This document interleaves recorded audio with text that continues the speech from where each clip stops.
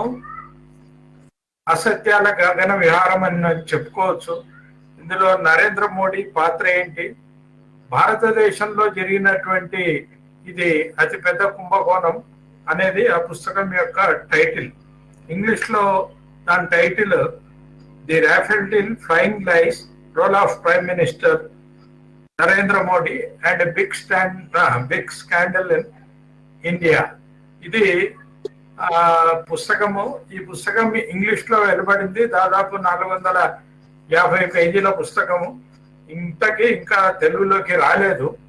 ఆ పుస్తకంలో అనేక అంశాలని వారు రచయితలు ఇన్వెస్టిగేట్ చేసి అందులో తెలియజేశారు.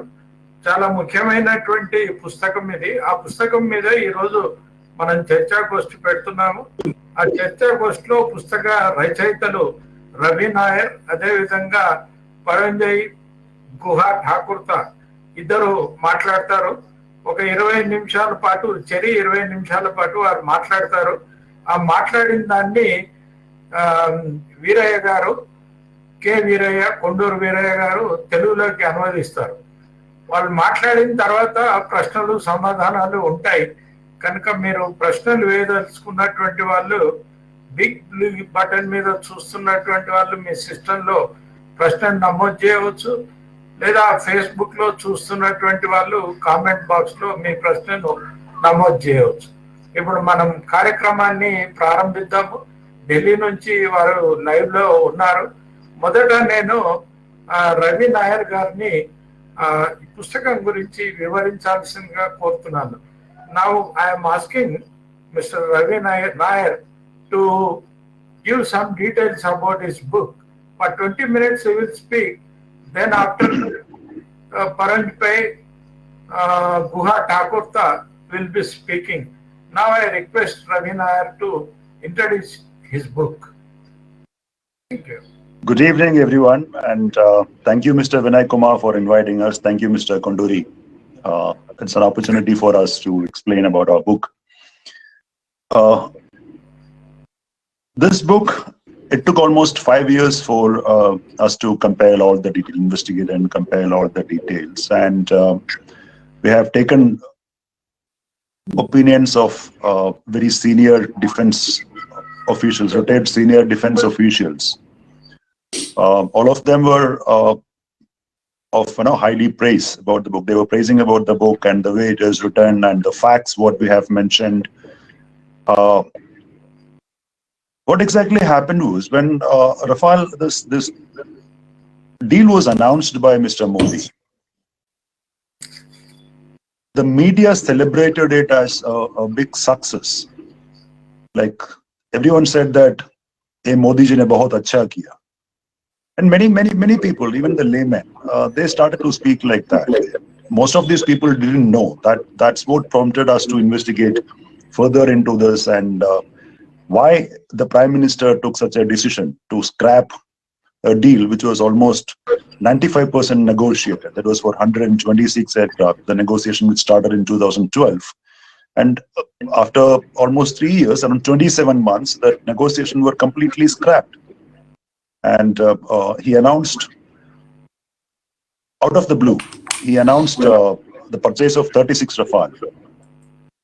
Mr. Konduri, you can translate, then we can come back to it. Yeah. మిత్రులారా, ఈ పుస్తకాన్ని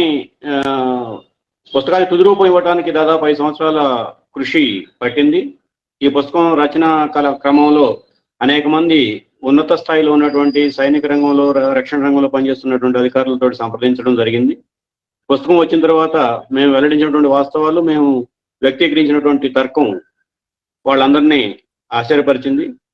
మనందరూ తెలిసిందే, 2017లో మోడీ గారు ఉన్నట్టుండి 35 రాఫెల్ యుద్ధ విమానాలు కొనుగోలు చేయబోతున్నట్లుగా ప్యారిస్ లో ప్రకటన చేశారు. ఆ ప్రకటనని భారతదేశంలో ఉన్నటువంటి మీడియా ఆకాశానికి ఎత్తింది. చాలా అద్భుతంగాను, చాకచక్యంగాను, కళాకౌశలంతో మోడీ గారు ఈ ఒప్పందాన్ని ఖరారు చేశారు అని చెప్పి ఆయన విజయగాథల పరంపరలో దీన్ని కూడా ఒక గాథ కింద మలిచేశారు. ఇక్కడ గమనించాల్సింది ఏంటంటే, 2012లోనే ఈ రాఫెల్ యుద్ధ విమానాలు కొనుగోలు చేయడానికి కావాల్సినటువంటి ప్రాథమిక ఒప్పందం కుదిరింది. ధరవర్ల విషయంలో సాంకేతిక అంశాలకు సంబంధించి చర్చలు దఫదఫాలుగా వివిధ బృందాల మధ్య, అంటే సైనిక నిపుణుల బృందాల మధ్య, ఆయుధ నిపుణుల బృందాల మధ్య కార్యక్రమం మనకి జరుగుతూ ఉన్నాయి. దాదాపుగా 95% ఒప్పందం తుది రూపానికి వచ్చింది. ఇంకొక 5% చర్చలు ధరలకు సంబంధించి కానీ, డెలివరీకి సంబంధించి కానీ ఇటువంటి విషయాలను మనం ఖరారు చేసుకుంటే ఒప్పందం పూర్తి స్థాయి రూపం తీసుకుంటుంది. ఆ దశలో ప్రధానమంత్రి గారు ఉన్నట్టుండి అకస్మాత్తుగా ఆ పాత ఒప్పందాన్ని రద్దు చేస్తూ కొత్త ఒప్పందానికి నాంది పలుకుతూ ప్రకటన చేశారు. Please. When a defense purchase happens, when the defense forces decide to purchase a capital equipment, which is if it's a fighter jet or a warship or a tank for the army, there is a process. The process is described in a defense procurement procedure or defense procurement policy that should be followed as it is. In this case, in the first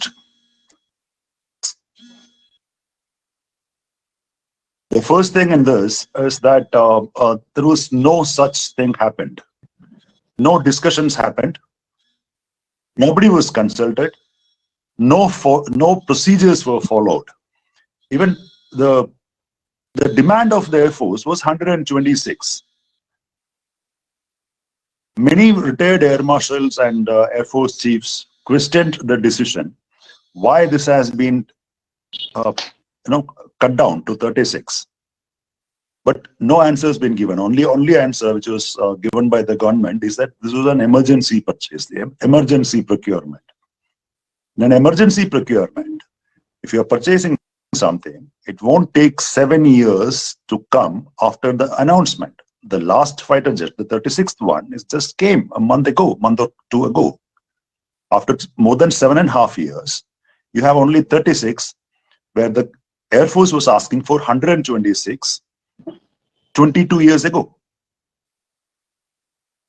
Please. మిత్రులారా, ఉన్నత స్థాయి సామర్థ్యం, నైపుణ్యం కలిగినటువంటి ఆయుధ సామాగ్రి, రక్షణ రంగానికి సంబంధించి ఆయుధ సామాగ్రి కొనుగోలు, అది యుద్ధ విమానాలు కానీ, క్షిపణులు కానీ, యుద్ధ విమానాలు కానీ, ఫైటర్ జెట్ విమానాలు కానీ, ఇవన్నీ కొనేటప్పుడు ఓ పద్ధతిని పాటించాల్సి ఉంటుంది కేంద్ర ప్రభుత్వంలో. దాన్ని రక్షణ రంగాల కొనుగోళ్లకు సంబంధించినటువంటి విధానం డిపిపి, డిఫెన్స్ ప్రొక్యూర్మెంట్ పాలసీ అని చెప్పని పిలుస్తారు. భారతదేశంలో ఏ రకమైనటువంటి రక్షణ రంగానికి సంబంధించినటువంటి ఏ ఆయుధాలు భారీ స్థాయిలో కొనాలన్నా ఈ విధానానికి లోబడి నడుచుకోవాలి. దానికి ముందు ఈ విధానంలో భాగంగా అనేక మంది ఆయా రంగాల నిపుణులతోటి, తయారీదారులతోటి, కార్ఖానా నిర్వాహకులతోటి, అంతర్జాతీయ మార్కెట్లో ఉన్నటువంటి వాళ్ళతోటి చర్చోపచర్చలు జరిగిన తర్వాత ఒక నిర్ధారణకు వచ్చి ఆ నిర్ధారణ ప్రభుత్వం ముందు పెట్టడం, ప్రభుత్వం దాన్ని ఆమోదించడం, దానికి కావాల్సిన బడ్జెట్ కేటాయించడం, ఇదంతా జరుగుతుంది. కానీ మోడీ గారు చేసినటువంటి ప్రయత్నంలో ఏ ఒక్క సందర్భంలోనూ ఫలానా అధికారులతోటి, ఫలానా బృందంతో, ఫలానా నిపుణులతోటి సంప్రదించినట్టుగా మనకి రాఫెల్ యుద్ధ విమానాల కొనుగోలు విషయంలో మనకు తెలియదు. ప్రభుత్వం చేసుకున్నటువంటి ఆత్మరక్షణ వాదం ఏంటి? అత్యవసరమైనటువంటి పరిస్థితి ఉంది కాబట్టి, తక్షణమే భారతదేశానికి 35 యుద్ధ విమానాలు కావాలి కాబట్టి మేము వెంటనే వీలైనంత తొందరగా కొనుగోలు చేయడానికి కావాల్సిన ఏర్పాట్లు చేసుకున్నాము అని చెప్తున్నారు. కానీ 22 సంవత్సరాల నుంచి భారత వాయుసేన ఈ యుద్ధ విమానాల కోసం ప్రయత్నం చేస్తూ ఉంది. రకరకాల ఒప్పందాలు కుదుర్చుకుంది, వివిధ దశల్లో ఉన్నాయి. ఇప్పుడు ప్రభుత్వం చెప్పినటువంటి మాట కూడా నిజమని చెప్పి మనం నమ్మాలి అంటే 5 సంవత్సరాల క్రితం, 7 సంవత్సరాల క్రితం చేసినటువంటి ఒప్పందం 2 నెలల్లోనూ 3 నెలల్లోనూ మనకి ఆయుధాలు, యుద్ధ విమానాలు భారతదేశానికి వచ్చి ఉంటే వాటిని మనం వినియోగిస్తే మన అత్యవసరాలను ఉన్నపళంగా అవసరం ఉంది కాబట్టి తీర్చుకోవడానికి మనం తీసుకున్నామని చెప్పి మనం అనుకోవచ్చు. కానీ 7 సంవత్సరాల క్రితం కుదుర్చుకున్నటువంటి ఒప్పందం 7 సంవత్సరాల తర్వాత పోయిన నెలలో, అంటే డిసెంబర్లో మొట్టమొదటిసారిగా ఆ 36 యుద్ధ విమానాలు వచ్చాయి. మరి 7 సంవత్సరాలు తర్వాత వచ్చే డెలివరీ అత్యవసరం అని చెప్పని మనం అనుకుంటే ఇక దానికి ఏ రకమైనటువంటి సమర్థింపుగా మనం పరిగణించాలో అర్థం చేసుకోవాలి. Yes, sir. This decision of the Prime Minister actually put the Indian Air Force in back foot. The reason is the approved squadron strength of fighter jets for Indian Air Force is 42 squadrons. Because we have a contingency in 2 fronts, China and Pakistan. To cover it up, this was envisaged long ago, decades ago. that 42 fighter jet squadron, operational squadrons must be available anytime. As of now, we have around 30 squadrons.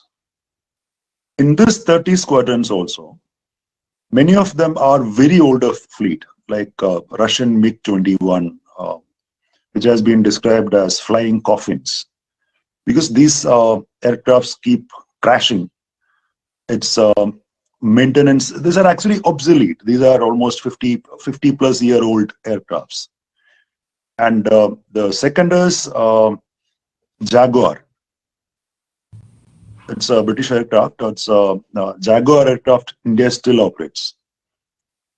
Aircraft India still operate a couple of a squadron or two.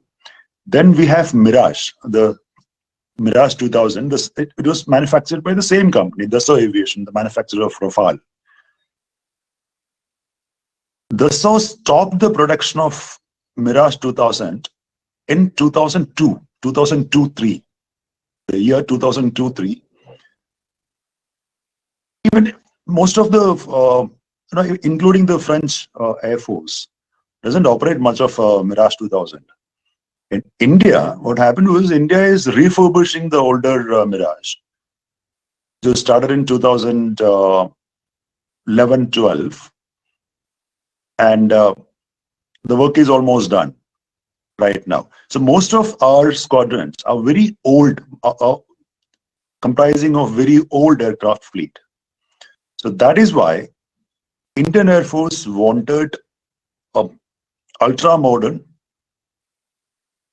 war machine with cutting-edge technology. That's what it was described for. That's what the then UPA government asked the Air Force bosses when they were asked to make the request for information. They said, go for a cutting-edge technology. So that is how this Rafale was selected. That actually it was selected, two aircrafts were selected. One was Eurofighter Typhoon and the second was French, the Dassault Rafale. Now, Rafale became the lowest bidder. And when it comes to the financial bid, technically both these aircrafts, the Eurofighter Typhoon and Rafale, was equally good. But when it comes to the financial bid, Rafale was selected as the lowest bidder. Dassault was selected as the lowest bidder, as Rafale was cheaper in the maintenance. That's why Rafale was selected.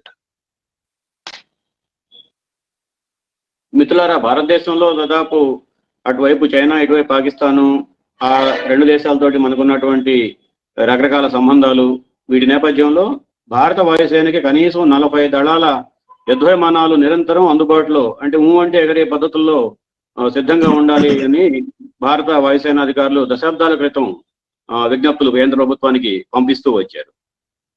ఆ అవసరాలు తీర్చుకోవడం కోసం ఇప్పుడు ఉన్నటువంటి మన సామర్థ్యం ఏమిటి? 30 బృందాలకు సంబంధించినటువంటి 30 స్క్వాడ్రన్స్ దళాలకు సంబంధించినటువంటి యుద్ధ విమానాలు మాత్రమే మన దగ్గర ఉన్నాయి. వీటిల్లో మనకు అత్యధికంగా ఉన్నవి రష్యా నుంచి వచ్చినటువంటి మిగ్ విమానాలు, తర్వాత బ్రిటన్ నుంచి వచ్చినటువంటి జాగ్వార్ విమానాలు, మూడో తరహా యుద్ధ విమానాలు మిరేజ్. ఇది ఇప్పుడు ఏదైతే రాఫెల్ యుద్ధ విమానాలు తయారు చేసినటువంటి కంపెనీ, దాని ఒరిజినల్ కంపెనీ దసాల్ట్, ఆ దసాల్ట్ తయారు చేసినటువంటి మిరేజ్ యుద్ధ విమానాలు ఉన్నాయి. వీటిలో దాదాపు మనందరూ తెలిసిందే మిగ్ విమానాలు కానీ జాగ్వార్ విమానాలు ఇప్పటికీ భారతదేశం వాడుతోంది. కానీ మిగ్ దాదాపు 50 సంవత్సరాల క్రితం తయారైనటువంటి మోడలు. దాని తర్వాత చాలా సాంకేతిక పరిజ్ఞానం అభివృద్ధి చెందింది, యుద్ధ కళా కౌశలం కూడా అభివృద్ధి చెందింది. ఆ రెండింటి మధ్య ఉన్నటువంటి సంబంధం మరింత సంఘటితమైంది. అటువంటి సందర్భంలో ఒక కటింగ్ ఎడ్జ్ టెక్నాలజీ, అంటే ఇక ఈ ఆయుధం కొనుక్కున్న తర్వాత మన దేశం పైన మరొకరు దాడి చేయడానికి అవకాశం లేదు. ఒకవేళ దాడి చేసినా మనం తిప్పికొట్టగలిగినటువంటి సామర్థ్యం కలిగిన ఆయుధాలు మన దగ్గర ఉన్నాయి అని చెప్పి అనిపించుకోవడం కోసం ఈ కటింగ్ ఎడ్జ్ టెక్నాలజీ ఉన్నటువంటి ఆయుధాలను మనం కొనుక్కోవాలి అని చెప్పి కేంద్ర ప్రభుత్వాన్ని పదే పదే భారత వాయుసేన అధికారులు విజ్ఞప్తి చేస్తూ వచ్చారు. మనకి ఈ రఫాల్ తయారు చేసినటువంటి మిరేజ్ యుద్ధ విమానాలని ఇప్పుడు ఉన్నటువంటి వాటిని మరమ్మతులు చేసి తిరిగి యుద్ధానికి అవసరానికి వినియోగించుకునే పద్ధతుల్లో వాటిని తయారు చేసే దానికోసం కేంద్ర ప్రభుత్వం 2012లో ఒప్పందం చేసుకుంది. దానికి సంబంధించినటువంటి విధి విధానాలు రూపొందించారు. కథ అంతా ముందుకు నడిచింది. ఆ సమయంలో మనం టెండర్ వేసినప్పుడు దీంతో పాటు 2 కంపెనీలు సెలెక్ట్ అయ్యాయి. రాఫెల్ యుద్ధ విమానాల మోడల్ తయారు చేసినటువంటి దసాల్ట్ కంపెనీ సెలెక్ట్ అయింది. అట్లాగే యూరోఫైటర్ కంపెనీ తయారు చేసినటువంటి టైఫోన్ యుద్ధ విమానాలు కూడా ఈ 2 చివరికి బిడ్డింగ్ లో నిలబడ్డాయి. వీటిల్లో ఆర్థికంగా చూసుకున్నప్పుడు నిర్వహణ మెయింటెనెన్స్ అంటాం, ఆ నిర్వహణ రీత్యా కొంత తక్కువ ఖర్చుతో కూడుకుంటుంది కాబట్టి రాఫెల్ యుద్ధ విమానాలు కొనుక్కోవాలి అని చెప్పి 2012లో యూపీఏ ప్రభుత్వం దాదాపు ఒప్పందాన్ని ఖరారు చేసుకుంది. దానికి సంబంధించినటువంటి ధరవర్లు మన భారతదేశానికి తీసుకురావడం, సాంకేతిక పరిజ్ఞానాన్ని బదిలీ చేయించుకోవటం, ఈ ఒప్పందాల్లో సంప్రదింపులు జరుగుతున్నటువంటి సందర్భంలో ప్రధానమంత్రి గారు ఈ ప్రకటన చేశారు. Yes. So when after selecting the Rafale, when Rafale became L1, the lowest bidder, the government formed a committee that called the Contract Negotiation Committee, CNC. The Contract Negotiation Committee started the negotiation. It had Air Force officers from Finance Ministry, Defense Ministry, and from defense accounts, officers from defense accounts, and they started the negotiation. Somewhere around 2014 to end of 2013, probably in December, the then defense minister, Mr. Antony, A.K. Antony, said that the deal is almost through, but we don't have the finances. We exhausted our budget for capital procurement this year, so we have to wait for the next year. Then everyone forgot because the elections were announced and government political parties got busy, election ministers and everything. Everyone got busy in their election campaigns. And we didn't hear much about the negotiations or what's happening with the deal. The only thing happened was that, and on 13th March of 13th March of 2014, NDTV published an article saying that Dassault signed a work share agreement with HAL. So this is important because when this 126 aircrafts deal was finalized, as per the tender document, which is called RFP, request for proposal, as per the RFP, 18 aircrafts had to come from France in a flyaway condition. Flyaway condition means these aircrafts would have been manufactured in Paris and France and flew down to India. And the rest 108 aircrafts had to be manufactured in India by HAL. For this, Dassault had to, Dassault Aviation, the manufacturers of Rafale, had to transfer the technology. To start the work, you have to reach an agreement. If two companies are going to join hands to manufacture something, they have to reach a consensus on the terms and conditions based on which they are going to work for. So the work share agreement between Dassault Aviation and HAL was signed in March 2014.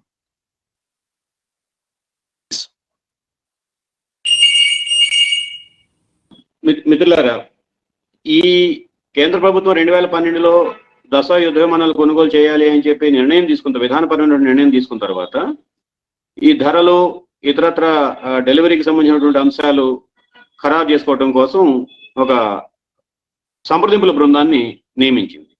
ఆ సంప్రదింపుల బృందంలో ఆర్థిక శాఖకు సంబంధించిన ఉన్నతాధికారులు, రక్షణ శాఖకు సంబంధించిన ఉన్నతాధికారులు, రక్షణ శాఖలో అకౌంట్స్ విభాగానికి సంబంధించినటువంటి ఉన్నతాధికారులు, వీళ్ళ ముగ్గురితోటి ఆ కమిటీ ఏర్పాటైంది.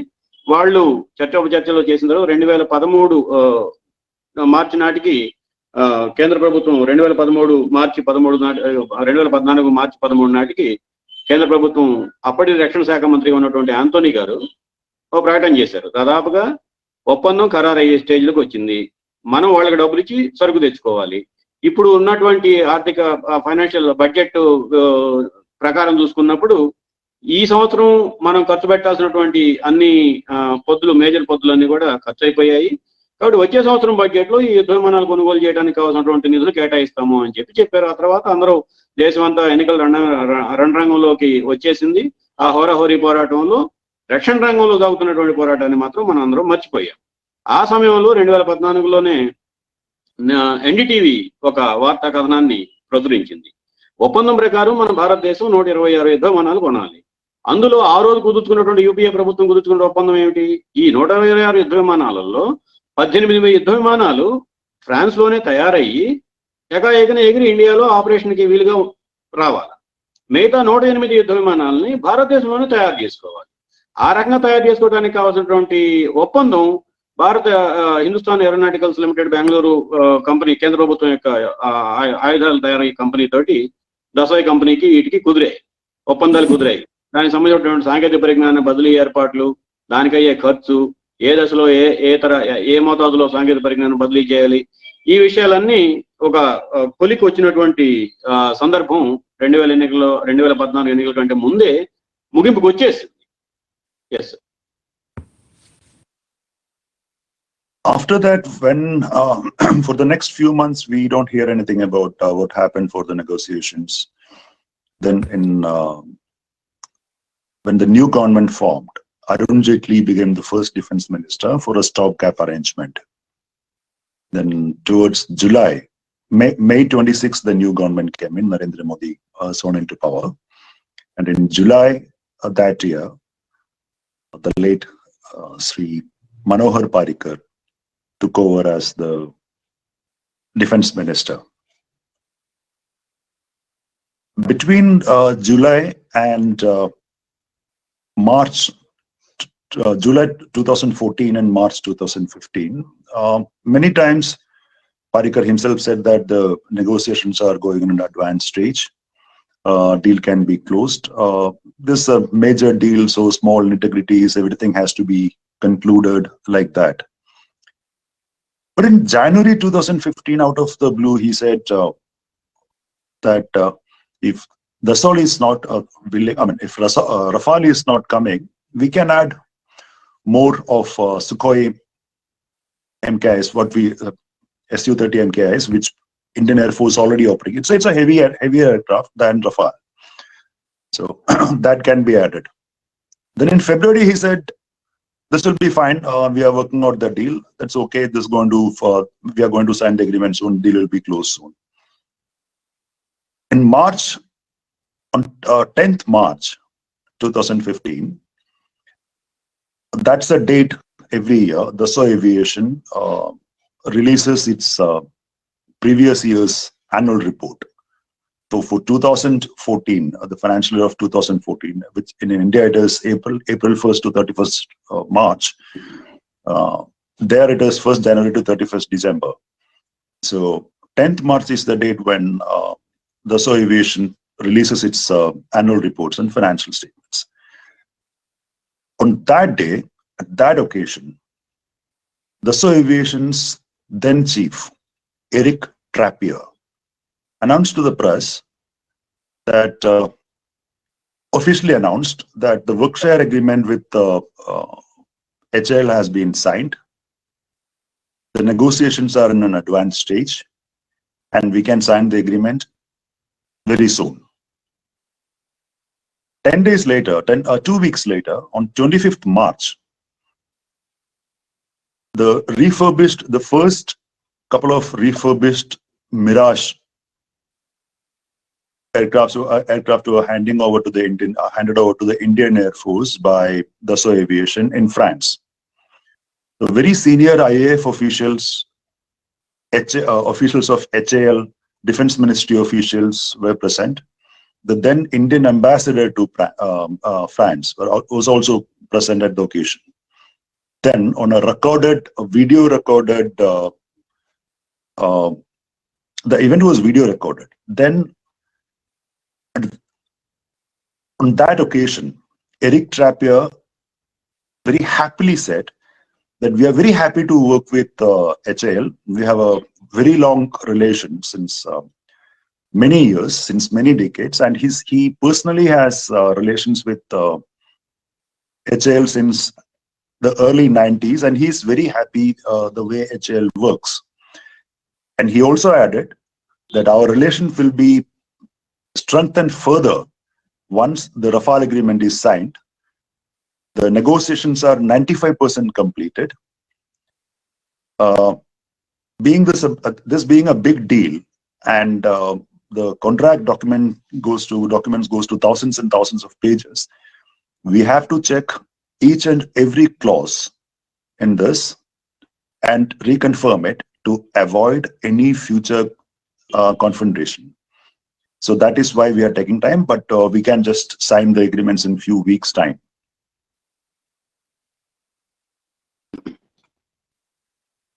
ఇట్లా 2014 పార్లమెంట్ ఎన్నికలు జరిగిన తర్వాత తాత్కాలిక రక్షణ శాఖ మంత్రిగా అరుణ్ జైట్లీ గారు బాధ్యతలు చేపట్టారు. దాదాపు ఒక 3 నెలల తర్వాత సుమారు 2014 జూలైలో అనుకుంటాను దివంగత మనోహర్ పారికర్ ఆయన రక్షణ శాఖ మంత్రిగా బాధ్యతలు చేపట్టారు. అప్పటి నుంచి 2015 మార్చి వరకు దఫదఫాలుగా ఆయన ప్రకటనలు చేస్తూనే ఉన్నారు. రాఫెల్ తోటి, దసోయ్ కంపెనీ తోటి రాఫెల్ యుద్ధ విమానాల కొనుగోలు ఒప్పందం తుది చర్మాంకానికి చేరుకుంది. రేపో మాపో ఒప్పందాలు మీద సంతకాలు జరుగుతాయి. త్వరలోనే భారత వాయుసేన మరింత శక్తి సామర్థ్యాలు కలిగినటువంటి ఆధునిక యుద్ధ విమానాలని ప్రయోగించడానికి సిద్ధం కావాలి అని చెప్పి రకరకాల ప్రకటనలు చేశారు. కానీ ఉన్నటువంటి 2015లోనే జనవరిలో 2015 జనవరిలో ఆయన ఉన్నటువంటి ఒకవైపు యుద్ధ విమానాల కొనుగోలుకు సంబంధించినటువంటి ఒప్పందాలు ముందుకెళ్తూనే ఉన్నాయి, చర్చలు ముందు పడుతూ ఉన్నాయి అని చెప్తూనే సుఖోయ్ యుద్ధ విమానాలని మన భారత వాయుసేనకి అందించడానికి కూడా భారత ప్రభుత్వం ఆలోచిస్తుంది అని చెప్పి ప్రకటించారు. రక్షణ రంగ పరిశీలకులందరికీ ఈ ప్రకటన ఆశ్చర్యానికి కారణమైంది. ఎందుకంటే ఒకవైపు భారీ ఎత్తున పెట్టుబడులు పెట్టి 126 యుద్ధ విమానాలు కొనుగోలు చేయడానికి భారత ప్రభుత్వం సిద్ధపడి ఒప్పందం కూడా 90% ఖరారవుతున్నటువంటి దశలో మరొక సుఖోయ్ కంపెనీ యుద్ధ విమానాలు తీసుకోవాల్సిన అవసరం ఏంటి అనేది అందరి పరిశీలకులందరికి మెదళ్లలో తలెత్తినటువంటి ప్రశ్న.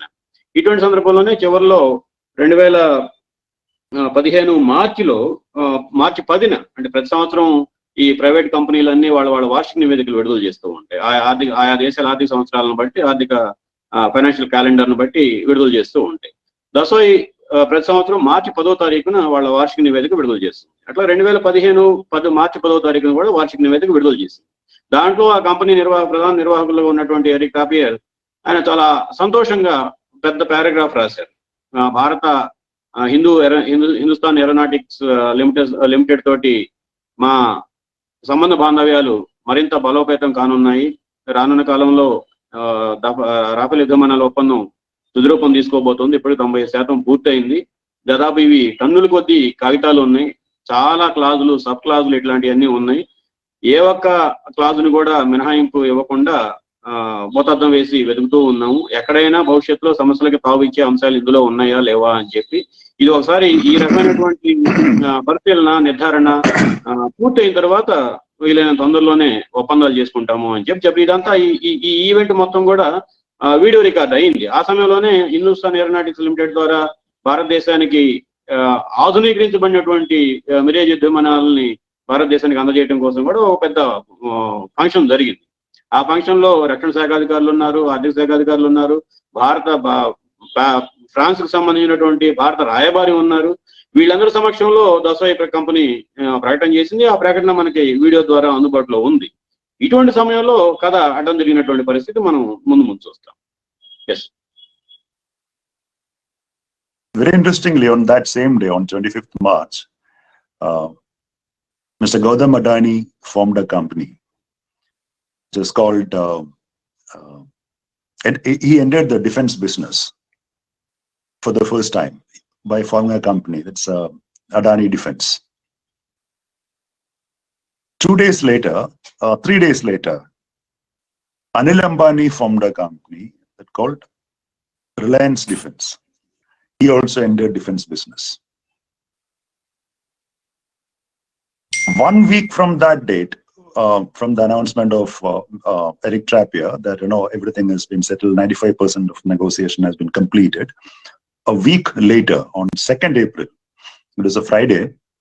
It was disclosed to us by senior journalist Colonel Ajay Shukla.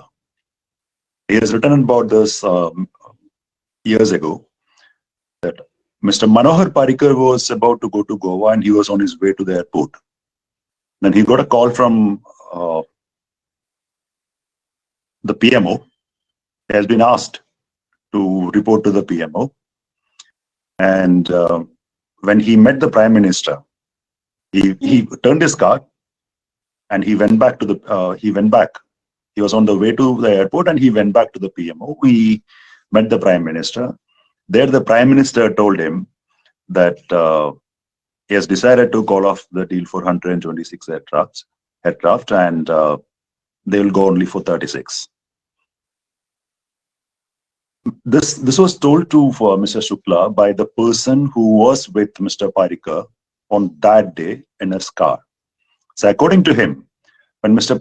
Parikar came out of the PMO, he was ashen-faced. That's the exact word which was used.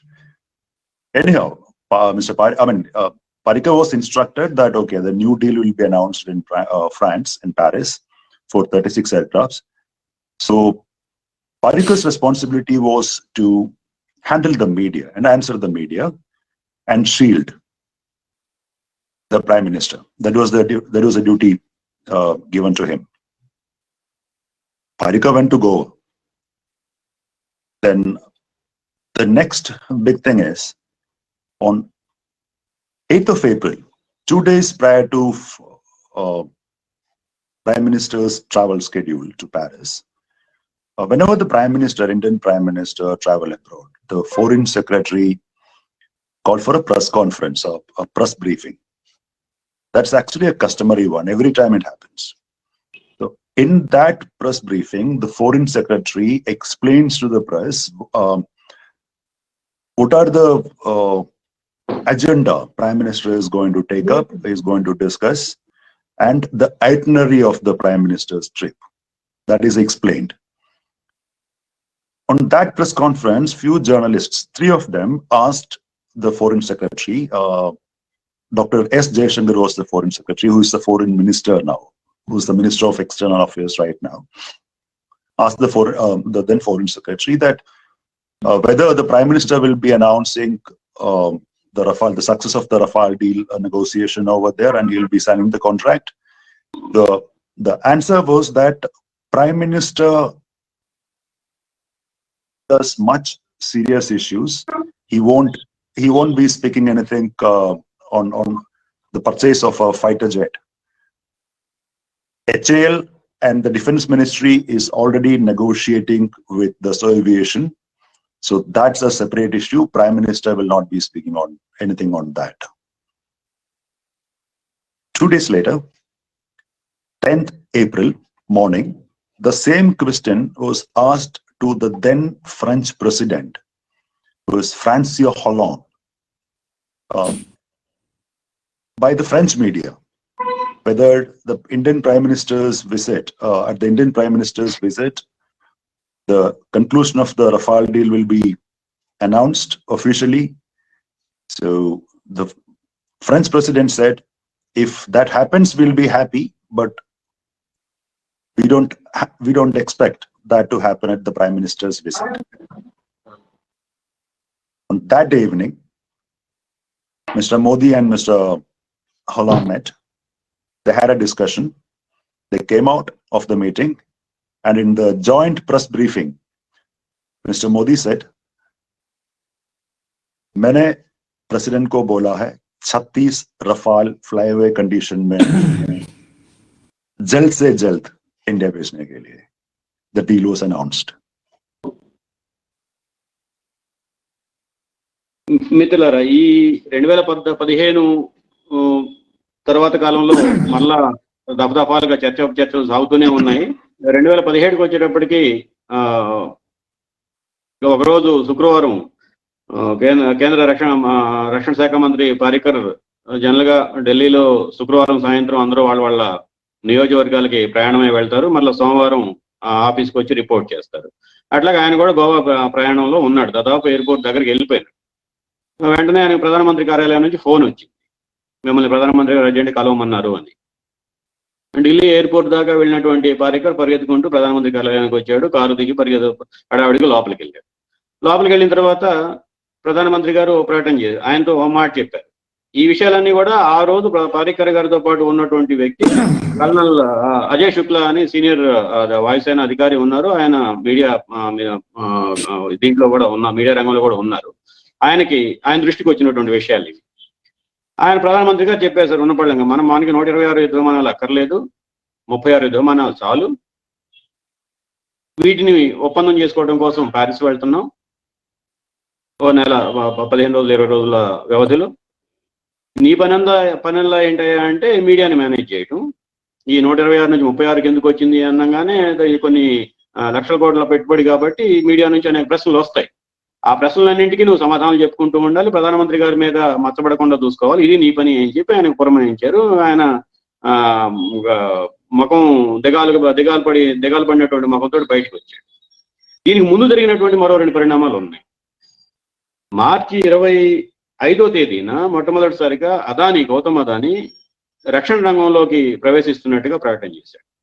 ఇలా మార్చి 28వ తేదీన రిలయన్స్ అనిల్ అంబానీ కూడా రక్షణ రంగంలో తన ఉత్పత్తులు తయారు చేయడానికి సిద్ధమవుతున్నట్టుగా ప్రకటన చేశాడు. ఈ 4 సంఘటనల్ని మనం అర్థం చేసుకోవాలి. ఏప్రిల్ 10వ తారీఖు ఆ ప్రాంతంలో ప్రధానమంత్రి గారు ప్యారిస్ పర్యటన ఉంది.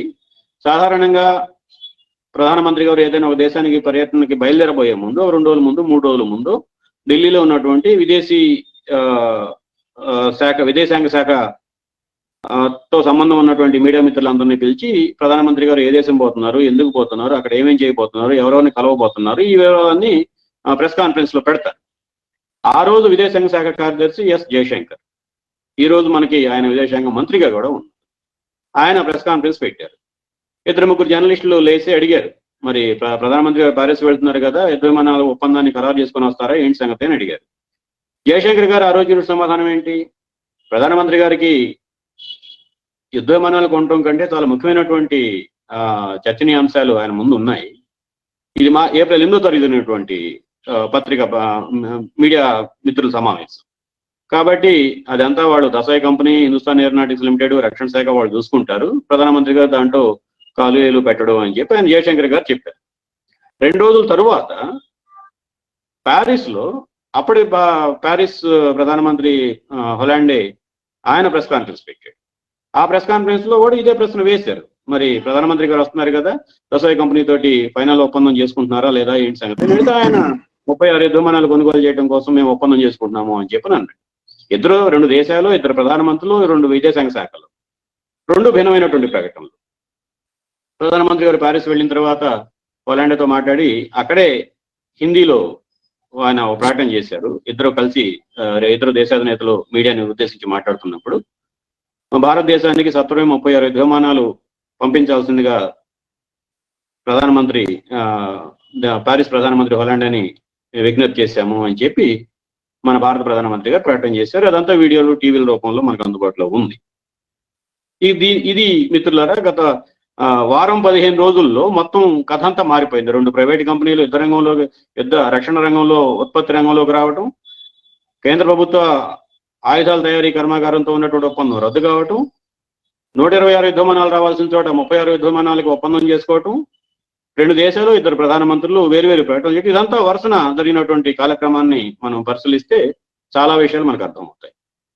Yes sir. Adap, you can take over. All right. Let me continue from where Ravi Nair, the lead author of this book, has stopped. Let me take the narrative forward. I like him, I wish to thank the Sundaraya Vigyan Kendra, Shri S. Vinay Kumar and Shri Viraya Konduri for inviting us to this program. And I thank him, and I am the co-author and the publisher. And as the publisher, I will urge all those who are listening in and please do buy the book. We want to bring it out in different editions, different language editions. So we'll be grateful for your support. To take the story forward from where Ravi left off, you see, there are several very, very scandalous aspects of this Rafale deal. First was the refusal to disclose the amount of money involved. So this is not money that doesn't belong to one individual. This is money that belongs to the public, to the people of India. We are not asking you to disclose. Nobody asked the government to disclose the technical details of the aircraft. which would, be sensitive information. But what happened is that even the government refused to disclose the price, which eventually came out. And I'll tell you how it came out. The amount is 60,000 crore rupees. Bofors in the late 80s were only 64. This is 60,000 crores, roughly. Of this, 30,000 crore is what is called the offset part of the deal, which is given to the Anil Dhirubhai Ambani group. Now, this group has zero experience in manufacturing defense equipment, including the Rafale jet. So this is something, in my opinion, and Ravi's opinion, it is extremely scandalous. So I'll stop and I'll continue further, Mr. Veeraya. సుందర విజ్ఞాన కేంద్రం ఈ ముఖ్యమైనటువంటి పుస్తకం పైన చర్చ కార్యక్రమం నిర్వహించడం, అందులో భాగస్వాములు కావాలని చెప్పి మాకు ఆహ్వానం పంపడం చాలా సంతోషం తగినటువంటి విషయం. ఇంత ముఖ్యమైనటువంటి విషయాన్ని పాఠకులు తెలియజేయడం కోసం అన్ని భాషల్లోకి పుస్తకాన్ని అనువాదం చేయించాలని ప్రయత్నంలో ఉన్నాం. ఈ పుస్తకాన్ని మీరందరూ కొనండి, చదవండి. చాలా విషయాలు ఇందులో మీకు తెలుస్తాయి. ఈ రవినాయర్ గారు ఎక్కడైతే వదిలిపెట్టారో అక్కడి నుంచి నేను మన చర్చని ముందు తీసుకెళ్ళడం కోసం ప్రయత్నం చేస్తాను. ఈ మొత్తం వ్యవహారంలో మనకు అనేక రకాలైనటువంటి కుంభకోణం ఛాయలు కనిపిస్తాయి. ఎందుకంటే మొట్టమొదటిసారి ఒక ఒప్పందం కొనుగోలు ఒప్పందం విదేశాలతో జరుగుతున్నప్పుడు ఆ కొనుగోలు ఒప్పందంలో ఎంత మొత్తం, ఎంత ఖర్చు పెట్టబోతున్నాము భారత ప్రభుత్వం అన్నది మొట్టమొదటిసారి ఎవరికి తెలియకుండా రహస్యంగా దాచి ఉంచినటువంటి ఒప్పందం. ఈ మొత్తం ఒప్పందం దాదాపు 60,000 కోట్ల రూపాయలు విలువైనటువంటి ఒప్పందం. రక్షణ శాఖలో ఉన్నటువంటి అధికారుల సమాచారం ప్రకారం ఈ 60,000 కోట్ల రూపాయలు ఎవరివి? మీరు, మేము, మనందరం కట్టినటువంటి పన్నుల ద్వారా కట్టినటువంటి సొమ్ము నుంచి భారత ప్రభుత్వం ఖర్చు పెట్టబోతున్నటువంటి నిధులు. మరి ఇందులో ఇంకొక విషయం ఏంటంటే, ఇందులో 30,000 కోట్ల రూపాయల నిధులు మరమ్మతులు, నిర్వహణ, వీటి కోసం ఖర్చు పెడుతుంది. కొనుగోలు కోసం ఖర్చు పెడితే నేరుగా సరుకు మన ఇంటికి జరుగుద్ది, అది బాగుందో బాగలేదో మనం అర్థం చేసుకుంటాం, దానికి అది వేరే. కానీ అందులో 30,000 కోట్ల రూపాయలు కేవలం మరమ్మతులు, నిర్వహణ కోసం తయారు చేస్తున్నారు, ఖర్చు పెడుతున్నారు. ఈ మరమ్మతుల నిర్వహణ, ఈ 30,000 కోట్ల రూపాయల కాంట్రాక్ట్ ఎవరికి వెళ్ళింది? అనిల్ అంబానీ కంపెనీకి వెళ్ళింది. అనిల్ అంబానీ కంపెనీకి అంతకుముందు ఏమైనా రక్షణ రంగంలో భారీ ఎత్తున ఆయుధాలు తయారు చేసి విదేశాలకు అమ్మి చాలా సామర్థ్యం, అనుభవం గడించినటువంటి సందర్భాలు ఏమైనా ఉన్నాయా అంటే అవి. సో ఈ రకంగా చూసుకున్నప్పుడు ఎప్పుడో 6,000 కోట్లు, 4,000 కోట్ల రూపాయల కుంభకోణం గురించి మాట్లాడే దేశంలో 60,000 కోట్ల రూపాయల కుంభకోణం చడి చప్పుడు కాకుండా ఒక రూపం తీసుకుంది. So what we have described in the book is that there were several officials in the government of India, in the Ministry of Defense, in the Ministry of Law and Justice, who pointed out that the way this whole negotiations were proceeding were not in favor of India. It was in favor of France, in favor of Dassault Aviation. And they pointed out how certain important clauses, one was anti-corruption, a clause against corruption. Secondly, the need to have a bank guarantee, a sovereign guarantee. Thirdly, the place in case there is a dispute where the arbitration center would be. In all these issues, the point of view of India and in our opinion, and this is not only our opinion, this is the opinion of several officials in the government of India who felt that our negotiating position had been weakened. And also very important in this entire episode is how the National Security Advisor, Shri Ajit Doval, his role in the entire matter. And it was clearly stated that it was like parallel negotiations going on. And the Indian negotiating team and its position was weakened by Mr. Ajit Doval, who is the National Security Advisor and who works out of the Prime Minister's office. So this was another aspect which, in our opinion, was utterly scandalous. There are several more points which I'll make after this. ఈ మొత్తం వ్యవహారంలో చాలా కుంభకోణాలకు సంబంధించినటువంటి ఛాయలు ఉన్నాయి అని చెప్పాను. కొన్ని అంశాలు రవినాయర్ గారు చెప్పారు. ఇప్పుడు మనం పరిశీలించాల్సినటువంటి రెండవ అంశం, ఒక ఏమాత్రం అనుభవం లేని, రక్షణ రంగంలో అనుభవం లేని కంపెనీకి మొత్తం 30,000 కోట్ల రూపాయల కాంట్రాక్ట్ కట్టబెట్టడం ఒక అంశం అయితే, అలా మొత్తం ఒప్పందాన్ని తప్పుదారి పట్టించడం, భారత ప్రయోజనాలకు భిన్నంగా వ్యవహరించడం, భారత రక్షణ ప్రయోజనాలకు భిన్నంగా వ్యవహరించడం రెండవ కుంభకోణానికి సంబంధించినటువంటి కోణం. ఇది కేవలం నిజాయితీ కలిగినటువంటి కొద్దిమంది మీడియా మిత్రులు మాత్రమే చెప్తున్నటువంటి మాట కాదు. రక్షణ శాఖలోను, ఆర్థిక శాఖలోను, న్యాయ శాఖలోను, ప్రధానమంత్రి కార్యాలయంలో పనిచేస్తున్నటువంటి వాళ్ళు అనేక మంది ఈ ఒప్పందంలో జరిగినటువంటి అవకతవకల్ని, పొరపాట్లని, భారతదేశ ప్రయోజనాలకి నష్టం, విఘాతం కలిగించే అంశాలని పదే పదే ఏకరువుపెట్టు చర్చకు పెట్టడం కోసం ప్రయత్నం చేశారు. అందులో కొన్ని అంశాలు, అవినీతికి సంబంధించినటువంటి అంశానికి సంబంధించిన క్లాజు దాన్ని మసిబూసి మారేడుగా చేయటం, అట్లాగే ఒక ప్రైవేట్ కంపెనీ తోటి ప్రభుత్వం ఒప్పందం చేసుకుంటున్నప్పుడు సావరిన్ గ్యారంటీ అంటాం, భారత ప్రభుత్వం ఆ కంపెనీకి హామీ ఇస్తుంది. ఆ హామీ ఇవ్వడానికి సంబంధించినటువంటి బ్యాంక్ గ్యారంటీకి సంబంధించినటువంటి అంశం పైన, అట్లాగే మొత్తం మన ప్రయోజనాలకు అనుగుణంగా మనం రూపొందించుకున్నటువంటి షరతులు ఏవైతే ఉన్నాయో వాటన్నిటిని నీరుగార్చే పద్ధతుల్లో స్వయంగా అజిత్ దోవల్ గారు రంగప్రవేశం చేయటం. ఆయన భారతదేశంలో రక్షణ సలహాదారు, ప్రధానమంత్రి కార్యాలయం కేంద్రంగా పనిచేస్తారు. ప్రధానమంత్రి గారికి కళ్ళు, చెవులు, ముక్కు, నోరు అని చెప్తారు.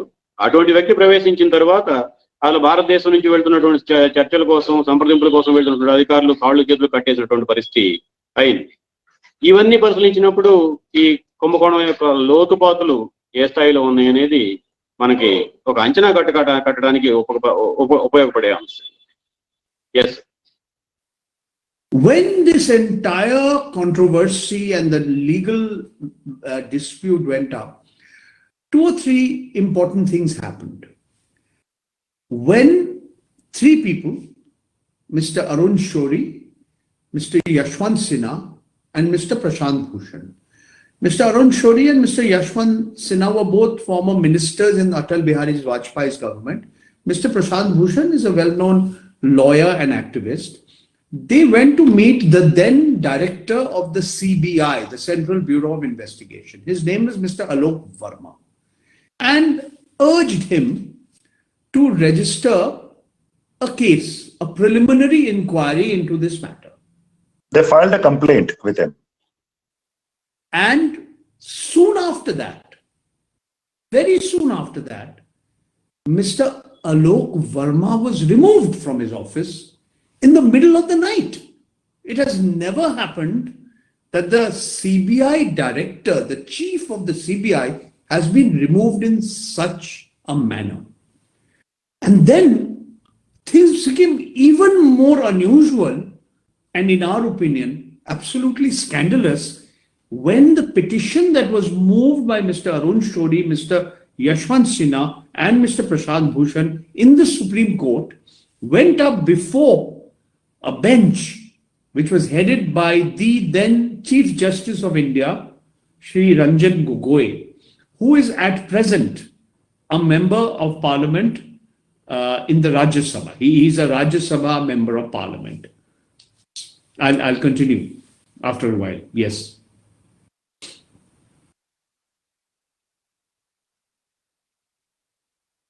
ఇందులో కుంభకోణానికి సంబంధించినటువంటి మూడో అంశం, చూసే వాళ్ళకి, పరిశీలకులకి వినూత్న పరిణామాలు, అనూహ్య పరిణామాలు, ఆకస్మిక పరిణామాలుగా కనిపించవచ్చు. కానీ దీన్ని మేము కుంభకోణం అని చెప్తున్నాం. ఎందుకంటే ఈ చర్చలో వాదోపవాదాలు, విమర్శలు, ప్రతి విమర్శలు జరుగుతున్నటువంటి సమయంలోనే అరుణ్ శౌరి, యశ్వంత్ సిన్హా, ప్రశాంత్ భూషణ్, వీళ్ళ ముగ్గురు గురించి ప్రత్యేకంగా పరిచయం అక్కర్లేదు. అరుణ్ శౌరి, యశ్వంత్ సిన్హా ఇద్దరు రక్షణ శాఖ మంత్రులుగా పనిచేశారు వాజ్పేయి గారి హయాంలో. ప్రశాంత్ భూషణ్ ప్రముఖ సామాజిక కార్యకర్త, న్యాయవాది, సుప్రీంకోర్టు సీనియర్ న్యాయవాది. వీళ్ళ ముగ్గురు కలిసి అప్పుడు సిబిఐ డైరెక్టర్ గా ఉన్నటువంటి ఆలోకవరం దగ్గరకు వెళ్ళారు. ఈ మొత్తం వ్యవహారంలో కొన్ని వేల కోట్ల రూపాయల కుంభకోణం జరిగింది, దీని మీద కనీసం ప్రాథమిక దర్యాప్తు ప్రారంభించండి అని చెప్పి ఒక కంప్లైంట్ దాఖలు చేశారు. దాఖలు చేసిన తర్వాత బహుశా ఈ తరువాత జరిగినటువంటి ఘట్టం ఇప్పటి వరకు 70 సంవత్సరాల స్వతంత్ర భారత చరిత్రలో ఎన్నడూ జరిగి ఉండదు. అర్ధరాత్రి ఆకస్మికంగా అన్ని రకాల బలగాలను ఉపయోగించి అలోక్ వర్మని ఆ పదవి బాధ్యతల నుంచి తొలగిస్తారు. ఈ బహుశా భారతదేశంలో ఇంతవరకు ఎక్కడ జరగల. సిబిఐ కార్యాలయం పైన దాడి చేసి సిబిఐ డైరెక్టర్ గా ఉన్నటువంటి అధికారిని దించేసి మరొకరిని రాత్రికి రాత్రి కూర్చోబెట్టడం అన్నది ఇంతవరకు భారతదేశంలో ఎక్కడ జరగలేదు. ఇదే మొదటిసారి మోడీ గారి హయాంలోనే జరిగింది. దీని తరువాత అక్కడ న్యాయం జరిగే అవకాశం లేదు, ప్రాథమిక దర్యాప్తు కూడా దాఖలు చేసే అవకాశం లేదు అని చెప్పి గుర్తించినటువంటి 7 ముగ్గురు, యశ్వంత్ సిన్హా, అరుణ్ శౌరి, అట్లాగే ప్రశాంత్ భూషణ్ సుప్రీంకోర్టును ఆశ్రయిస్తారు. సుప్రీంకోర్టులో అప్పుడు ప్రధాన న్యాయమూర్తిగా ఉన్నటువంటి ఆయన రంజన్ గొగోయ్, ఈవిడు రాజ్యసభలో ఎంపీ, మెంబర్ ఆఫ్ పార్లమెంట్ సభ్యుడిగా ఉన్నారు. దీని తర్వాత పరిణామాలు మరింత ఆసక్తికరంగా ఉంటాయి. Yes, sir. So this bench of the Supreme Court, which was headed by Mr. Ranjan Gogoi, the then Chief Justice of India, the government of India submitted a note in a sealed cover, in a sealed envelope. And it seems nobody signed the note. It was not dated. We don't know from whom it came. Bullet points. It seemed after that, the way things happened, that this note, which was given by the government, misled the Supreme Court. Because when the Supreme Court came up with its judgment, it pointed out now that the Controller and Auditor General of India, which is a constitutional body which is overseeing the public finances of the public, had completed a report, had redacted or removed some portions of it, and it was presented before the Public Accounts Committee. Public Accounts Committee is a committee of members of Parliament, and they are supposed to take forward the findings, the audit findings of the CAG. Now, this was completely false. And the government itself, after the Supreme Court gave its judgment, had to correct the Supreme Court's judgment, saying, no, this case has not yet gone before, it is not gone before the Public Accounts Committee, and it is still under preparation by the Controller and Auditor General of India. Now, this to me is something that has never happened, that the Supreme Court says something which turns out to be completely false. And the government has to correct what the Supreme Court has to say. And this concerns the Controller and Auditor General of India, which is a constitutional authority. And it concerns the Public Accounts Committee, which is a committee of parliamentarians, all-party committee of parliament. So this was absolutely unprecedented. Viraji, I'll add one more point here. If the government was correct in what they were saying, they would have filed an affidavit, not an unsigned note as bullet points. The government never filed an affidavit in the Rafale deal in initial stages, filed only one affidavit in the entire case, which was signed by the Defense Secretary towards the end. That was, I think it was in the review petition when happened. In that, they said, they actually quoted what the BJP spokesperson and the ministers used to say while defending Mr. Modi's decision, and a huge portion of the joint statement issued by Mr. Modi and Francia Hollande in France. I mean, they did not say anything other than that. So why the government was shying away or shied away from filing an affidavit if whatever they said was true? The government never answered this question. And even Supreme Court didn't ask why the government did not file an affidavit. మిత్రులారా, రంజన్ గొగోయ్ గారు chief justice గా ఉన్నటువంటి bench bench లో వీళ్ళ వాదోపవాదాలు వింటున్నప్పుడు కేంద్ర ప్రభుత్వం నుంచి ఒక సీల్డ్ కవర్ సుప్రీంకోర్టుకు వచ్చింది. దాని మీద తేదీ లేదు, ఎవరు తయారు చేశారో లేదు, ఎవరి సంతకమో లేదు, ఎవరి తరఫున సబ్మిట్ చేస్తున్నారో లేదు. మొత్తం సీల్డ్ కవర్లో ఉంది, అది కూడా 4-5 పాయింట్లు రాసింది. పూర్తి వివరణ కూడా లేదు. రవినాయర్ గారు చెప్పినట్టుగా భారత ప్రభుత్వం సుప్రీంకోర్టులో వాదోపవాదాల్లో పాల్గొన్నటువంటి అనేక వేల కేసుల్లో కౌంటర్ అఫిడవిట్ వేయకుండా కేసు ముగించినటువంటి సందర్భం ఈ రాఫెల్ వివాదానికి సంబంధించినటువంటి కేసు మాత్రమే. దాంట్లో సుప్రీంకోర్టుకి కూడా మొత్తం తప్పుదారి పట్టించేశారు. అటువంటి తప్పుడు సమాచారం ఇచ్చి సుప్రీంకోర్టుని కూడా తప్పుదారి పట్టించారు. సుప్రీంకోర్టుకి ఏం చెప్పారు? ఈ మొత్తం ఖర్చులు భారత ప్రభుత్వానికి సంబంధించినటువంటి ప్రతి రూపాయి అనాపైసలతో సహా జమా ఖర్చులన్నింటినీ controller and auditor general of India, అది కేంద్ర ప్రభుత్వం రాజ్యాంగబద్ధంగా ఏర్పాటు చేసినటువంటి విభాగం, వాళ్ళు పరిశీలిస్తారు. ప్రతి సంవత్సరం పార్లమెంట్కి నివేదిక ఇస్తారు. ఆ నివేదికలో ఏమైనా సందేహాలు, అనుమానాలు, ప్రశ్నలు ఉంటే అది పబ్లిక్ అకౌంట్స్ కమిటీ అని చెప్పి మరొక హౌస్ కమిటీ అని చెప్పానంటాం, పార్లమెంట్లో స్థాయి సంఘం లాంటిది. ఆ స్థాయి సంఘానికి వెళ్తుంది. ప్రస్తుతం ఈ స్థాయి సంఘం పరిశీలనలో ఉంది. మొత్తం ఈ లెక్కలన్నీ కూడా ఆడిట్ చేయబడ్డాయి, సజావుగా ఉన్నవి చెప్పి తేల్చబడ్డాయి. వాటి మీద ఏదైనా పార్లమెంట్ సభ్యులకి భిన్నాభిప్రాయాలు ఉంటే వాటిని ఇప్పుడు పరిశీలనలో ఉంది అని చెప్పి ఆ పారాగ్రాఫ్ కూడినటువంటి అంశాలు దాంట్లో ఉన్నాయి. తరువాత ఏమైంది? పార్లమెంట్ జరిగింది. పార్లమెంట్ లో సిఏజీ నివేదికలన్నీ బయటికి తీశారు. ఈ అంశం ఉన్నటువంటి నివేదిక ఎక్కడ కనపడలేదు. దీంతో ప్రతిపక్షాలు నానా హంగామా చేసిన తర్వాత కేంద్ర ప్రభుత్వం సుప్రీంకోర్టు తీర్పుని సవరించింది. ఎక్కడైనా ప్రభుత్వం వ్యక్తులో, వ్యవస్థలో, అధికారులో తప్పు చేస్తే, నేరస్తులో తప్పు చేస్తే వాళ్ళని సరిదిద్దడం కోసం న్యాయ వ్యవస్థ పనిచేస్తుంది. కానీ భారతదేశంలో సుప్రీంకోర్టు చేసినటువంటి తీర్పుని కాదు అది సిఏజీకి ఇవ్వలేదు, సిఏజీ దాన్ని పరిశీలించలేదు, పిఎస్సి దగ్గరికి వెళ్ళలేదు, పబ్లిక్ అకౌంట్స్ కమిటీ దగ్గరికి వెళ్ళలేదు అని చెప్పి కేంద్ర ప్రభుత్వం పార్లమెంట్ లో చెప్పింది. ఇప్పుడు ఎవరిది నిజమని నమ్మాలి? పార్లమెంట్ లో చెప్పింది నిజమని నమ్మాలా? బయట ఇచ్చిన సీల్డ్ కవర్ లో చెప్పింది నిజమని నమ్మాలా? So control and director general పేరు మీద చేసినటువంటి ప్రకటన నిజమని చెప్పి నమ్మాలా?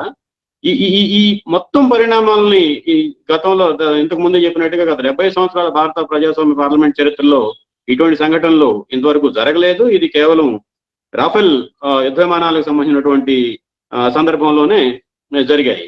తర్వాత ఎవరెవరు ఎక్కడెక్కడ ఉన్నారో ప్రారంభంలోనే చెప్పారు. రవినాయర్ గారు గుర్తు చేశారు. జయశంకర్ గారు విదేశాంగ శాఖ మంత్రిగా ఉన్నారు. సుప్రీంకోర్టు ప్రధాన న్యాయమూర్తి, ఇప్పుడు పార్లమెంటులో రాజ్యసభ సభ్యుడిగా ఉన్నాడు. Yes sir. Yeah, I want to make 2 points, and then after that Ravi can take over.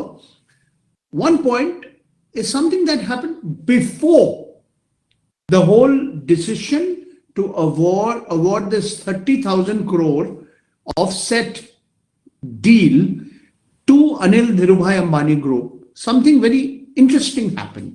It was reported by the Indian Express that another company, which is part of the same group, decided to invest money in a film production, in a film in which Julie Gaet was the partner of the then head of the French government, François Hollande. Now, is there something more to it? I don't know, because Mr. François Hollande said there's nothing to it. But we are merely reporting what has happened. Second point, when finally the Controller and Auditor General of India reported, it was a very unusual report because it removed the names of the prices of only one deal. This was a report on capital acquisition by the Indian Air Force, and there was 11 deals. And out of the 11 deals, in 10 deals, the exact amount had been mentioned. There were various equipment, missiles, etc. And everything was mentioned till the very last rupee. It was like XXX lakh something. It was the final. Now you don't do, then you mention 10, you don't mention the 11th, which is Rafale, the 36 Rafale aircraft. And then in the same report, elsewhere, you mention what is the total value of all the contracts. No, in the starting itself. In the starting itself, you're saying that the CAG says that CAG audited 11 reports, And this 11, total 11, value of the 11 imports. 11 imports. 11 procurements, and this is the total value of the 11 procurements. So That's around 95,000 crore. So you just, a school student can add up and subtract 10 items and the 11th item, and will come to the conclusion that this 36 aircraft and the Rafale deal came to roughly around 60,000 crores. That's how the figure came out. Slightly over. Yeah. Yes, more or less, So I want to mention one or two more points. I'll do it actually. Ravi, give me a few more minutes. Yes, please. You can translate, Mr. Konduri. Mr. Virai. Yes, sir. ఇక్కడ రెండు అంశాలు చెప్పాలి. దానికంటే ముందు రవినాయర్ గారు జోడించినటువంటి అంశాన్ని కూడా ప్రస్తావించాలి. ఈ వివాదం జరుగుతున్న సమయంలోనే కేంద్ర రక్షణ శాఖ తరఫున ఒక ప్రకటన వచ్చింది. రక్షణ శాఖ అప్పుడు కార్యదర్శిగా ఉన్నటువంటి ఆయన కేంద్ర సుప్రీంకోర్టులో అఫిడవిట్ వేశారు. ఆ అఫిడవిట్ లో ఏముంది? ప్రధానమంత్రి గారు చేసినటువంటి ప్రకటన, హోలాండే ప్రధానమంత్రి ప్యారిస్ లో చేసినటువంటి ప్రకటనలో ఎక్కువ భాగం, దాంతో పాటు ప్రధానమంత్రి గారి నిర్ణయాన్ని 126 యుద్ధ విమానాల స్థానంలో 36 యుద్ధ విమానాలు మాత్రమే కొనాలి, దీనికి ఇంత ఖర్చు పెట్టాలి అని చెప్పి ప్రధానమంత్రి గారు చేసినటువంటి వ్యక్తిగత నిర్ణయాన్ని సమర్థిస్తూ బీజేపీ ప్రచార భాగాలు చెప్తున్నటువంటి వాదనలు, వీటన్నిటినీ కలిపి గుండుగొత్తుగా ఒక నోట్ తయారు చేసి సుప్రీంకోర్టులో పడేస్తారు. దీని తర్వాత సిఐజీ మరోసారి సీన్లోకి వచ్చింది. మొత్తం ఒక 11 కొనుగోళ్లకు సంబంధించి రక్షణ శాఖలో ఆ కాలంలో రక్షణ శాఖలో జరిగినటువంటి 11 కొనుగోళ్లకు సంబంధించి మొత్తం అణాపైసలతో సహా లెక్కలు చెప్పారు. మొత్తం 11 బొద్దులు ఉన్నాయి అక్కడ. 10 బొద్దులకు సంబంధించి అణాపైసలతో లెక్కలు ఉన్నాయి. చివర మొత్తం ఎంతో ఉంది. దీంట్లో 11వ పొద్దు ఏమిటి? రాఫెల్ యుద్ధ విమానాల కొనుగోలుకు సంబంధించినటువంటి పొద్దు. కానీ అక్కడ ఎంత అన్నది ఎవరు చెప్పలేదు. మొత్తం అటు పైన రాసింది మొత్తం ఆయన ఖర్చు 100, ఈ 10 ఒప్పందాలకు అయినటువంటి ఖర్చు 10 రూపాయలు లేదంటే 50 రూపాయలు అని చెప్పి రాశారు. అది ఏ బడికెళ్ళే పిల్లాడైనా సరే లెక్కలు తెలిసినటువంటి వాడు, కోడికలు తీసుకెళ్ళి వచ్చినటువంటి వాడు కనుక లెక్కేసి పేపర్ తీసుకుని లెక్కేస్తే మనకి స్పష్టంగా అర్థమయ్యేది ఏమిటి? రాఫెల్ డీల్ ఒప్పందం మొత్తం దాదాపు 60,000 కోట్ల పైచీలకు ఖర్చు భారం మోపుతోంది భారత ప్రభుత్వం పైన, భారత ఖజానా పైన అన్నది మనకు స్పష్టంగా అర్థం అవుతుంది. ఈ కాలంలో రెండో పరిణామం జరిగింది.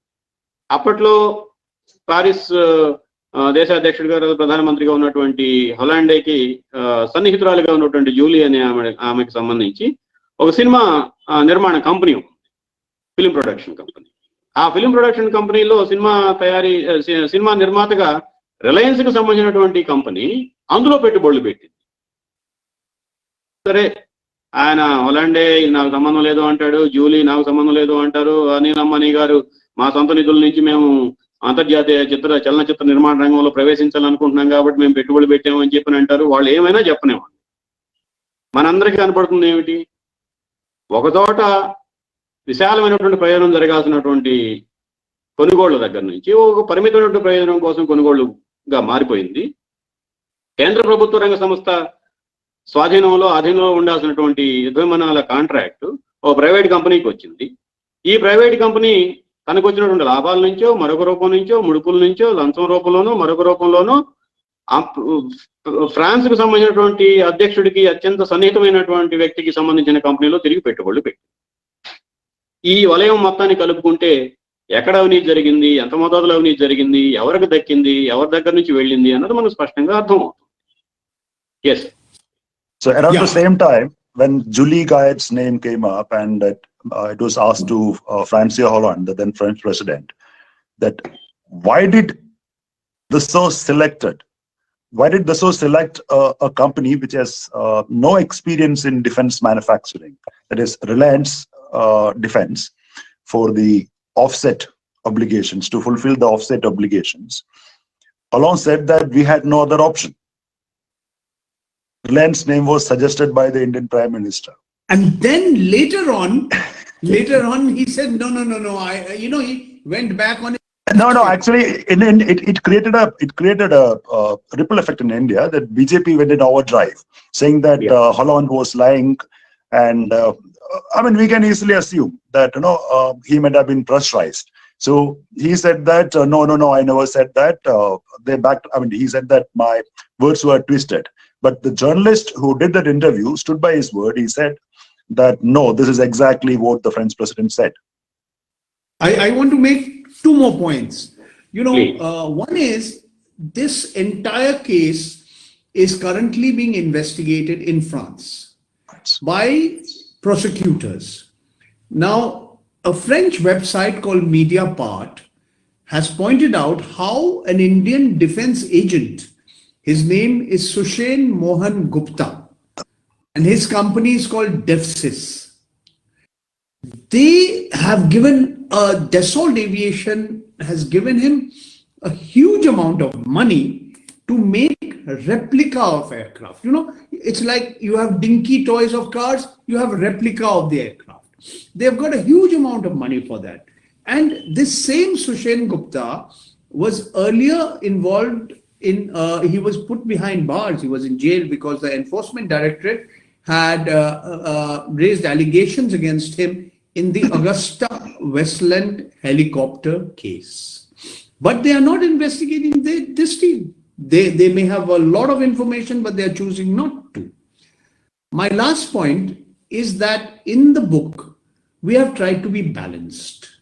We have tried to put together information which is in the public domain. We do not think we have violated the Official Secrets Act. And we have tried to be fair. We have a very long interview in the book with the retired Air Marshal Raghunath Nambiar. He's a supporter of the deal. He was the vice chief of that the Indian Air Force. And he supports the deal. We had a 3-hour long interview with him. And we asked him a lot of questions. We have reproduced his interview. He said, the condition, he said, you must show me what you're going to print. He removed some parts of it. He redacted some parts of it. But we have published the whole interview. Many parts of it. So he removed many parts of it. So if you as the reader, please read the book and come to your own conclusion. We have given all the different points of view. We have given the government's view. We have given the view of the Air Force. And we have published the communications between the Ministry of Defense, Air Headquarters, and the Ministry of Law and Justice.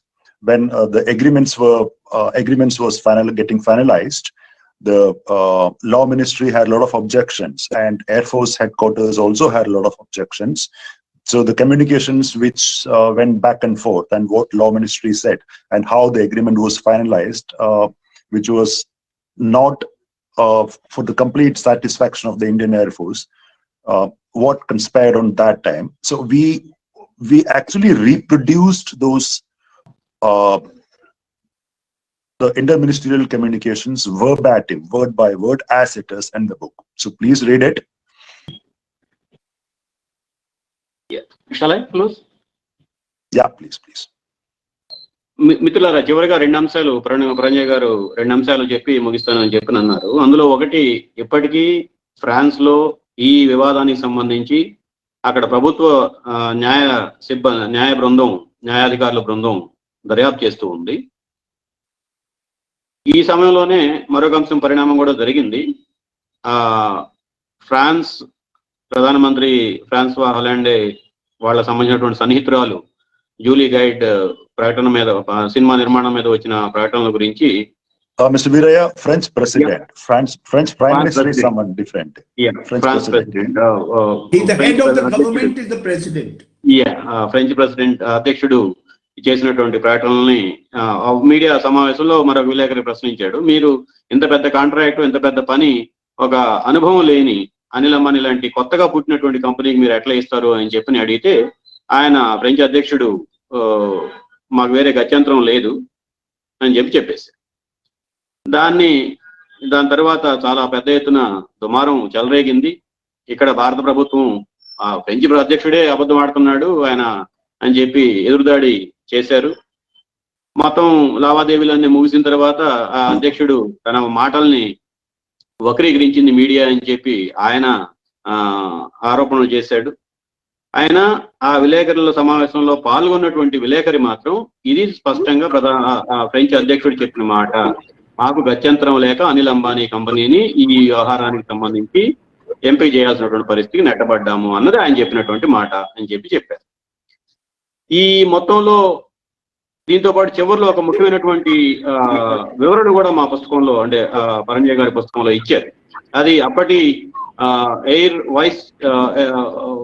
Vice chief marshal, అంటే air marshal and vice chief, former vice chief of Indian Air Force. Air Marshal Raghunath Nambiar. He was the second in command of the Indian Air Force. Yeah, that's what I'm going to convey in Telugu. భారత వాయుసేనకు సంబంధించి అత్యంత ఉన్నత స్థానాల్లో 2వ స్థానంలో ఉన్నటువంటి వ్యక్తి రఘునాథ్ నంబియారు. ఆయన విస్తృతమైనటువంటి ఇంటర్వ్యూని కూడా ఈ పుస్తకంలో ఒక చివరి అధ్యాయంలో ఇచ్చారు. ఈ విధంగా అటు ప్రభుత్వ వాదన, న్యాయస్థానం కోణం, అట్లాగే వాయుసేన అభిప్రాయాలు, అట్లా అన్ని రకాల అభిప్రాయాలు అందుబాటులో ఉన్నటువంటి సమాచారం నుంచి పాఠకులకి ఒక చోట అందుబాటులో తీసుకురావడం కోసం, ఒక చోట అమర్చి అందుబాటులో తీసుకురావడం కోసం ప్రయత్నం చేశాం. ఈ పుస్తకాన్ని తప్పనిసరిగా చదవండి. దీంట్లో ఇంకా మరిన్ని లోతైనటువంటి వివరాలు, అంశాలు కూడా ఉన్నాయి. దీన్ని వివిధ భారతీయ భాషల్లోకి తీసుకురావడం కోసం ప్రయత్నం చేస్తూ ఉన్నాం. ఎస్ వినయ్ గారు, anything? Vinayji, whatever we have explained till now in the last 1.5 minutes. One more, Mr. Nayak. ఈ పుస్తకంలో ఒక ముఖ్యమైనటువంటి అంశం భారత వాయుసేన విభాగానికి సంబంధించి, అట్లాగే భారత రక్షణ విభాగానికి, భారత న్యాయ విభాగానికి, న్యాయశాఖకి సంబంధించి మధ్య జరిగినటువంటి లావాదేవీలు, ఉత్తర ప్రత్యుత్తరాలు, అవన్నీ కూడా యాజ్ ఇట్ ఈజ్ గా రక్షణ శాఖ ఏం చెప్పింది, వాయుసేన ఏం చెప్పింది, వాళ్ళ అభ్యంతరాలు ఏమిటి, న్యాయశాఖ అవినీతిన అభ్యంతరాలు ఏమిటి, ఇవన్నీ కూడా ఈ పుస్తకంలో ఒక భాగంలో ఉన్నాయి. సో ఇక్కడ ఇందులో ఒకళ్ళు వక్రీకరించడానికి, ఒకళ్ళు అపార్థం చేసుకోవడానికి అవకాశం లేదు. ఉన్నట్టుగా మీ ముందు తీసుకొచ్చి. Yes, sir. Please, Mr. Nayak. Yeah. So whatever we have explained, me and Paranjoy explained in the last 75-80 minutes. So just brief. The book explains everything, every single detail. You know, it is with the annexures and everything. It has come to 500. Yeah, it's around 560. It's 560 pages. It's very detailed. So to discuss everything in this short while will be difficult for us. So we request everyone to read the book. Vinayji helped me and Paranjoy to get it translated into Telugu, and we'll be happy to publish it. So thank you for calling us, and we have some other meeting came up. So and Paranjoy will be rushing now. Anyhow, thank you both of you. And I was told that book has been translated into Malayalam. Is it translated? No. Who said that? We hope to. We would like to. We would like it to be in Hindi, in Malayalam, various languages. Okay. We are hopeful. Okay. So far, no translation in Indian language. No. I mean, who told you this? That it's been translated. No, I mistook when Comrade Paranjay was saying this. I thought it already come in Malayalam. Okay. So anyhow, you will be going. So we'll not be able to take up any questions. No, if you have 1 or 2 questions. Yeah. 1 or 2 questions, 5-6 minutes, not more than that. Please, we have to rush. When this Bofors scandal happened, there was a lot of hue and cry. Media played a good role in exposing that. But what has happened to this time? They are very silent on this. Not much of hue and cry on this. Mr. N. Ram of the Hindu, who was one of the people who wrote extensively both on Bofors scam and also on this Rafale scam, he is among the few people in the media today who are willing to speak truth to power. Unfortunately, a very large section of the media in India has become completely subservient to those who are in power, unwilling to question them, unwilling to ask difficult questions. This is unfortunate but true. Vinayji, Ji. I myself have done around 47 articles on Rafale over a period of 5 years. Colonel Ajay Shukla has written extensively on this topic. So we cannot say that people did not write. The thing is that the mainstream media, which has a bigger reach, the electronic media and the print media, which has a bigger reach, the corporate media, they actually suppressed this and tried to whitewash it. But whitewash the entire scandal. Yes. And they just swept it under the carpet. But I mean, for how long you can hide the truth? Right? The investigation is still on hands. So let's hope something will come out of it. Let's hope. Okay. Thank you very Thank you. much for attending Thank you. this webinar. Thank you. Thank you.